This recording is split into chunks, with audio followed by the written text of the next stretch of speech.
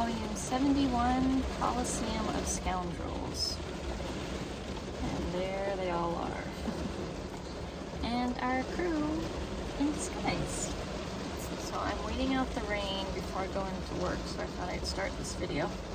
Hopefully you can hear me. But we start with Luffy. He wants Momo to fly.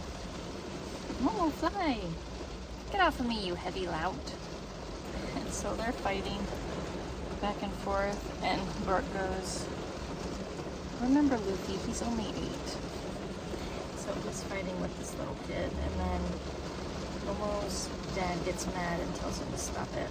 The crew is making a plan, and Trafalgar gives Nami one of those papers that lead you to things.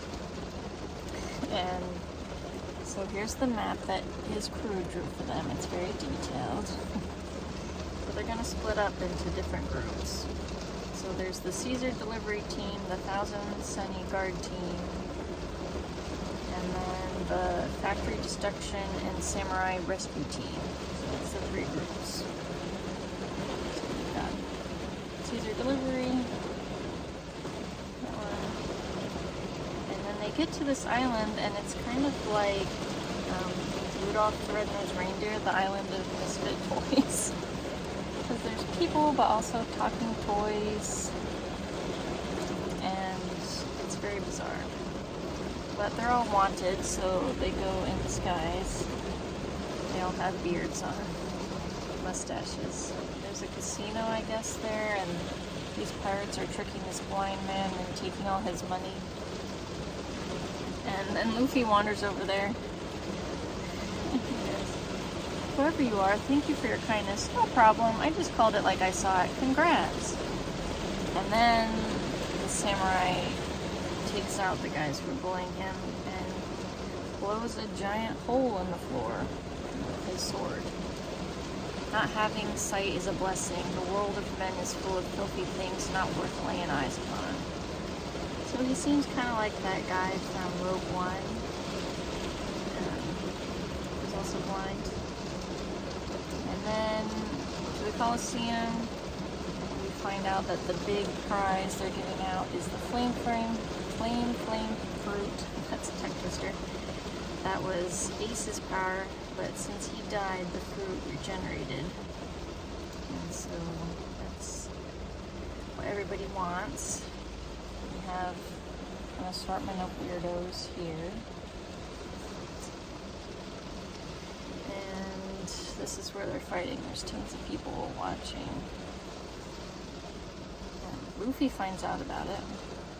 Ace's flame fruit. So he wants to win just so nobody else has his power. I can't eat it since I already have gum powers, but I don't want anyone else having Ace's ability. So Frankie encourages him to go and do it. So they go to sign up, and Sanji is with Zoro, and Zoro gets lost, as always. Oh, because someone stole his sword, so he's chasing them. And Sanji, that lost little moss head. Actually, hang on, this is the perfect opportunity to leave him behind on this island. I did all I could for him, no one can fault me for that. And then this woman runs up to him. Hurry, embrace me. And so he saves her indirectly because she's running away from the police because she stabbed somebody. And now Sanji's in love with her and she wants him to kill somebody. So we'll see what goes on with that. So Luffy is signing up for the big fight, and Frankie's like, remember, you're undercover. I want you to stick to one rule. Fight all you like, but don't give away your identity. Got it. Name, please? Luffy. What did I just tell you? So I don't think being undercover is going to last very long. But he said C. So that's going to be his Colosseum name. And I have to go into work, but this is part 1, so I don't forget everything. Okay, I'm home from work, so part 2.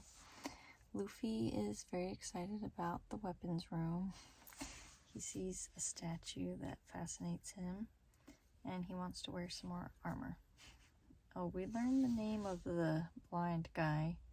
He's actually a naval admiral. And this guy looks very scary. This is Captain of the Barto Club Pirates, man-eating Bartolomeo. Bartolomeo? Is it supposed to be like Bartholomew? And his bounty is 150 million. But he's kind of crazy. It says, the atrocious and inhumane mad rookie. He skewered and roasted pirates on live video. He opened fire on innocent civilians. He's #1 on Pirates We Just Want to Disappear list. So, he doesn't seem great. He gets the crowd all mad, and he throws something and everyone thinks it's a bomb. But it's just a baseball, so I guess he just wanted their reaction. So it shows his personality. Then we have Bellamy the hyena. So Luffy's met this guy before. They reconnect a little bit, and he tells Luffy that he has been to the Sky Island. Luffy goes, "You were at Skypiea? Hey, you didn't do anything to the Sky People, did you?" Maybe. So that's very ominous. So then it breaks down into the different blocks. So there's going to be different battles, and then there's going to be one big battle. So Luffy is in C block with all these people. I'm sure you could name all these people. And then D block, all these people. And then we've got B block, crazies. There's a lot of people to keep track of. So this is gonna really test me. And there's one guy who's a fisherman, and he goes, "I follow the example of my good friend Jinbei, who serves as the hope of our people. There must be a way to create goodwill through the trading of fists. Thus I continue fighting." So he seems like a good guy, at least. And so he's talking to this guy. I guess he's part of the beautiful pirates or something like that. And Luffy goes, "Hey, what's your name again?" "Cavendish." "And what are you doing, Cabbage?" "Checking out the bounty posters of the worst generation. I need new ones. Mine are almost illegible from knife marks. Why don't you just forgive them and get over it?" So that's Luffy. And then this giant man comes over. He goes, "Ho ho. By the way, how's Garp doing, Straw Hat Luffy?" "Huh? You know my grandpa?" "Huh? Ah!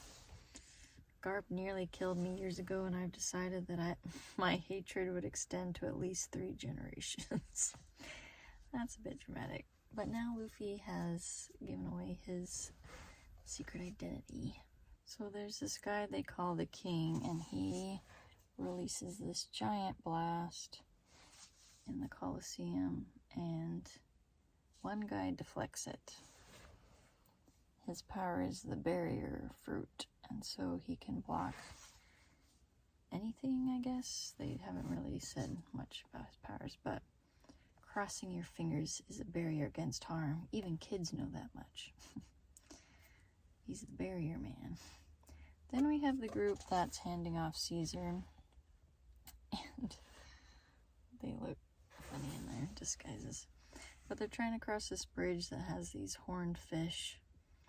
So they have to run across, and then they release Caesar a little bit so he can help them. But Law isn't using his powers at all, and he says he has to conserve all the strength he can because he's up against Doflamingo. So his powers sap his stamina, kind of like Link with his little wheel. Then they get to the island, and it looks a little exotic. Lots of mushrooms, green bit. And so it's getting a little suspicious. There's a naval ship there that's run aground, kind of like in Pirates. And then Law's being kind of suspicious. I don't know if it's meant to be that way. But Robin goes, "You have a wicked look on your face." He goes, "It's sheer coincidence. How would I be able to control the Navy?" But then it shows him talking to Smoker, so something's going on. Robin and Usopp run into the forest and they meet these little people. So it's kind of like We Free Men or like the Minish. They're these tiny little people and that's their kingdom. So they think it's uninhabited, this island, but it's not. And apparently Zoro has met one of these people too. And so that's who everybody is calling the fairies. In town they think just magic fairies are taking their things, but it's these little people. So she's guiding Zoro to the forest. He's getting lost as always. And so that's kind of what they look like. Just little guys. And then it cuts to Frankie and the little toy soldier. They're working towards the same goal. They want to blow up the factory. But they walk by and the warrior lady yells at them. "And then when it's over, we can live together."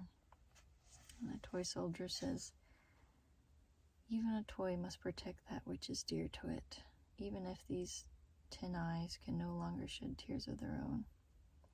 So this is sounding kind of like Wizard of Oz or Nutcracker. Maybe there's a spell on all of them. I'm not sure. And then Sanji calls Law and he goes, "There's nothing we're getting for handing over Caesar. This whole thing's a setup." So, dun dun dun. This is the big to be continued moment. "I'll explain later. Just get off that island." So yikes, maybe someone's been double-crossed, or maybe this is how it's supposed to go. Maybe Law planned all this, so guess we'll see. And as it says, coming next volume, who will emerge the winner? We'll see more action next time.